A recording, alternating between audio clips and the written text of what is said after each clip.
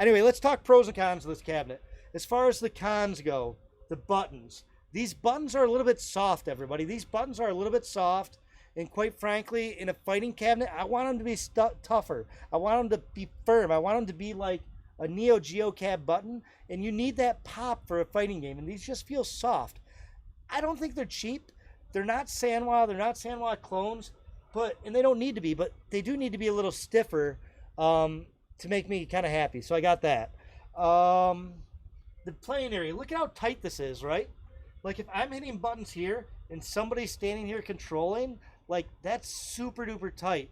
For adults or even for decent sized kids, I think, you're gonna be on awkward angles, right? So kind of a bummer on that. The coin slot down here, right? This is a really cool graphic, but it's just a graphic, and this actual piece of cardboard is uber soft, like a kid's foot, your stool, anything. Look at it flex, right? You see it flex when I post it? This is a pain. Hopefully we'll get a second, maybe like another company, a third-party provider that'll make either a cutout that's 3D and maybe lights up that I can put in here, or better, just a whole replacement piece here. Because again, this is flimsy. I think a kid could break it, right? What else? The deck. I have a real problem with this deck. There's a 1/4 inch gap right here on each side that your hand has to rest on when you're playing. That's going to do 3 different things. The first thing is it sucks for your hand and it's just not comfortable to be sitting on this like riser here. Also, the gap here itself, you're going to wear this paint, and this right here is already starting to peel. You can't see it, but like this is peeling off already, and I haven't even really played this. Like I haven't even played it at all, and you can see this is already starting to peel. Here, I kind of want to show everybody. You can see this is already starting to peel right here, right? And that sucks. Like this should be, they should have the sticker on this long enough with good enough adhesive that it's sealed, and that no matter how much you rub it, it's not going to come off. I'm going to have to do 2 things. I'm going to have to take this deck off, drill through the blocks, right? Get like a 2.5 inch, maybe a little bit longer screw, and put some rubber spacers in here, and then just dial it in to keep this flush, right? Because I don't like the look, I don't like the feel. And then the second thing I'm going to have to do is I'm going to have to find a way to go around the whole outside of this thing where it can't be seen and reseal this, because this is going to come off. This is going to come off, right? And it's just a bad design. It's just bad design. Everything else is flush. The original Street Fighter cabinet, the old-ass Street Fighter cabinet with mono and 3 games is flush. I don't know what they're thinking on this cabinet. It's just bad design. The other thing is the height of the machine and how far this riser comes out. I'm only 5'6", right? But when you play an arcade game, you want to stand up on the machine, right? You want to stand up on the machine so you don't get back pain. When I do that, I lose over 2 inches of gameplay, and I'm only 5'6". I see nothing above here, right? So like, you see this power gauge? Hold on. Yeah, I can't see the power gauge, and I can't see the timer when I'm standing up here playing. And that's just not acceptable. That's just a bad design. Why would you have this come out so far and then have this completely vertical? It doesn't make sense, and it's horrible. So what I'm going to end up having to do, because I don't like to sit on a stool. If you sat on a stool, right? If you bring the stool over and I'm sitting on the stool right now, I can see everything. I can see from 3/4 of the heads up here, right? All the way down. It'd be great to play. But I don't like to play on a stool. I like to play standing. And when I do that, right, I lose the power gauge and the timer, which are kind of important to gameplay, right? So F, right? F. What else do I have for complaints on this? Yeah, and just think, Uber Disco said he was 5'11". How's Uber going to do this, right? There's no way. Like, he'd have to sit.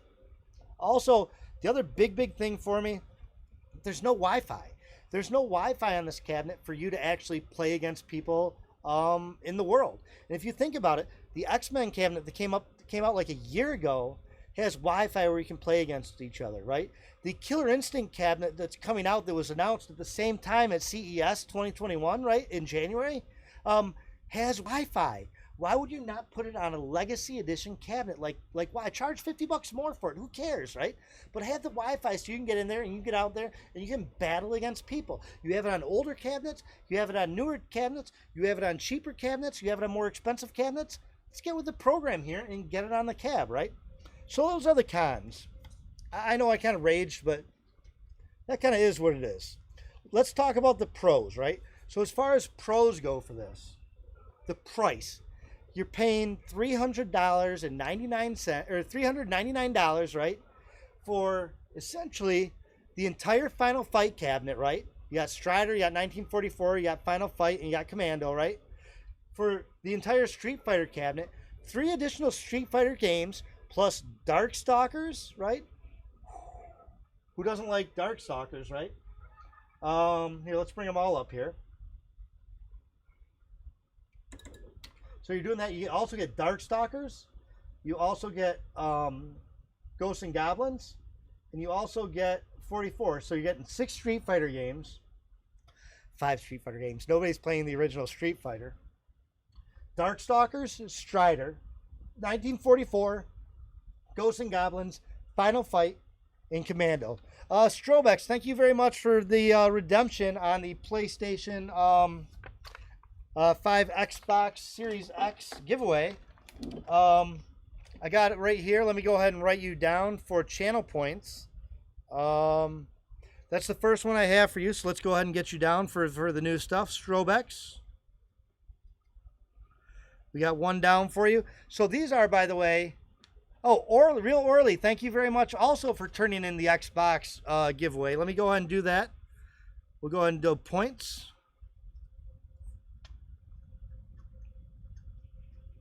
And I will be trying to update those tonight, so you should see everything updated tomorrow. But these are all the gift subs that I still have to add, right? These are all the channel point redemptions I still have to add from last week, as well as Real Orly on the back and another gift sub on the back. So those are all going to be added, plus all the subs that we've had renew. So we're going to be like 450 entries already. But I do want to say thank you very much, Real Orly. Thank you very much, Strobex. I appreciate you watching long enough to be able to turn that in. Very, very kind of you. Thank you. Back to the pros of this thing. It's for $400. I think it's pretty good. Again, you're not getting Raspberry Pi value, but that's not why you're buying this, right? You're not buying this for that. If you did that, you'd buy a crappy Raspberry Pi. Stereo sound, right? Stereo sound, that's good. Sticks, I think the sticks overall feel good. I like that it came with both bat tops in addition to the American ball tops. You get to choose what you want. I think that's great. Apparently they did not get that. Guards mom, is that a middle finger over the 400 hours? That's funny, bro. I also like all the options you have, right? You have dip switch settings, you have scanline settings, difficulty settings, all that stuff is good. You have control over that over all the games. All your scores are going to be saved.